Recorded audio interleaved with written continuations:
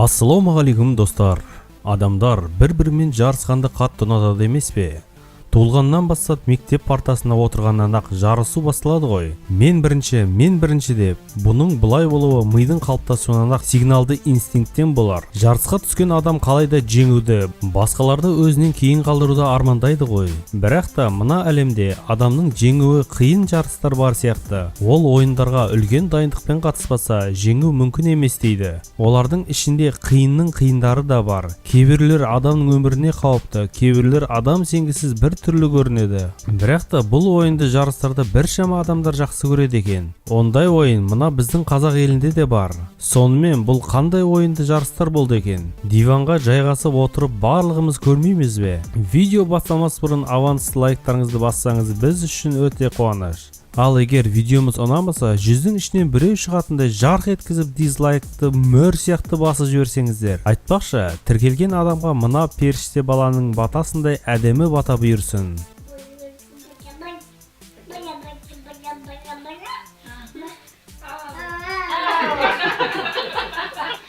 Олай болса, кеттік.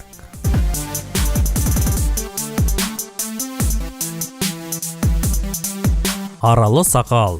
Кейбір адамдар таң қалуы мүмкін. Аралы сақал ол қалай деп? Иә, ара дегенде оның шағатыны бәрімізге ұнамайды ғой. Газетімізді алып оны ары бері қуатындығымыз бар. Бірақ та кейбір елдерде араны жақсы көреді екен. Канада елінде жыл сайын аралы сақал сайысы өтеді. Қатысушының мойнына арнайы араны шақыратын бальзамды жағып, кішігірім торлы бөлмеге кіргізеді. Бальзамның дәмі гүлдің аңқыған иісіне ұқсайтындығы аралар үшін жақсы ғой. Ойынның шарты ең көп араны өз мойнына қондырған адам жеңіске жетеді екен. Қатысушыларды басында салмаққа тартып, арамен бірге қайта салмаққа тартатын көрінеді. Жеңімпаз ретінде ең көп араны өз мойнына қондырған адам жеңіске жетеді екен. Арасында ара шағып тұратын бұл адамдар араның шаққанына үйреніп қалған деседі.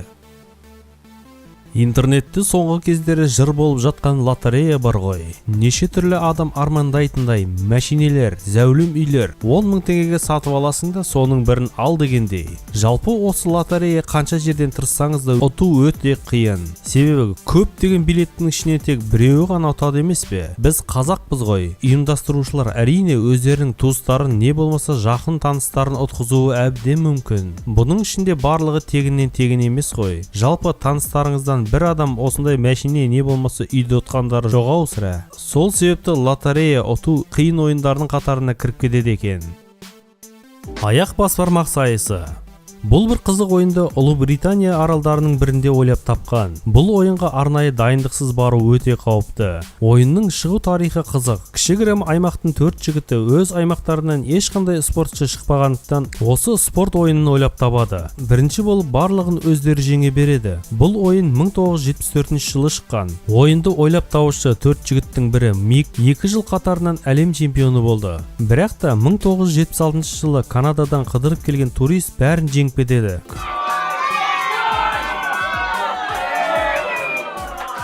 Ойынды ұйымдастырушылары өкпелеп қалды ма, ойын біраз уақытқа жоғалып кетеді. Қазіргі кезде интернет мықты дамығандықтан ойынға құмартушылар көбейіп бара жатыр. Жыл сайын ағылшындардың елінде өтетін бұл ойынға көптеген адамдар қатысуда. Негізінде ойынның шарты бұл қол күресімен бірдей. Яғни аяқтың күшімен бір жаққа қарай құлату. Бірақ та аяғы сыситын адамдарды қатыстырмайтын шығар бұл жарысқа.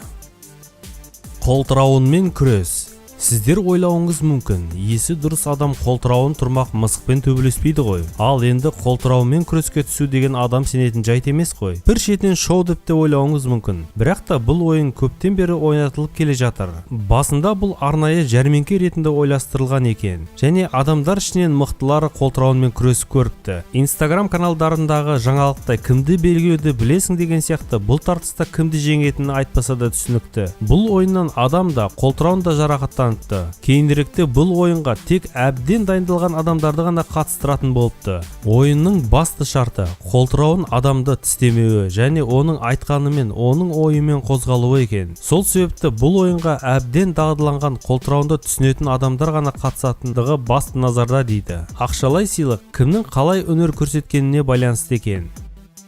Сырды қуалау. Бүгінгі біздің тізімде тұрған қауіптілердің біріне кіреді. Европаның бір қатар мемлекеттерінде мамыр айының аяғына қарай өткізілетін бұл жарыс түрі әдетке айналған деседі. Басында бұл ойынды тек Купер тұрғындары ойнаған. Кейініректе туристердің қызығушылықтары артып, оларда қатысатын болды. Ойынның шарты оп-оңай. Биік жақтан сырды домалатып жібереді, сосын баста дегенде барлық адам төмен қарай ылдилап жүгіре кетеді.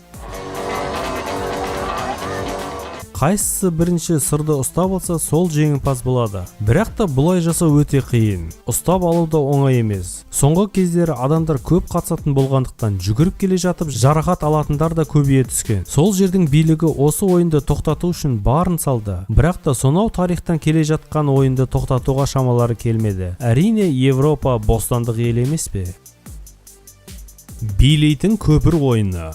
Бұл бір қызық ойынды Қытай елі ойлап тауыпты. Қатысқан адамдарға билеп тұрған көпірдің үстінде біршама уақыт тұру қажет етеді екен. Әрине, ақшалай сыйақысы да болады екен. Кішігірім су алқабында орналасқан бамбуктен жасалған көпірдің билеп тұрғаны көптеген туристерді қызықтыратын көрінеді. Оның басты ерекшелігі көпірдің арлы-берлі қозғалуы. Сайыстың негізгі шарттары екі команда болып екі жақтан шығып көпірді қимылдату арқылы бірін-бірін құлату екен. Суға құлаған адам ойыннан бірден шығады. Көпір үстінде тұрған адам жеңімпаз болу үшін біраз тер төгетін секілді. Себебі ойын аяқталғанға дейін оның үстіне 1 грамм су тимеуі тиіс. Көпір үстінде тек өзінің тепе-теңдігіне жауап берілетін адам ғана жеңе алады екен. Бірақ та су көбісіне тиеді екен. Көпір бір қалыпты қозғалмайтындығы қатысушыларға көп қиындық тудырады екен. Алғашқыда бұған көп адамдар мән бермеген. Кейініректе бұл ойынды теледидарда көрсететінді шығарды. Димаштың I Am Singer жарысын көрсеткен Хунан ТВ арнасы көрсетеді екен. Көпірден құлаған адамдар басқа адамдарға қатты көңіл күй сыйлайтын көрінеді.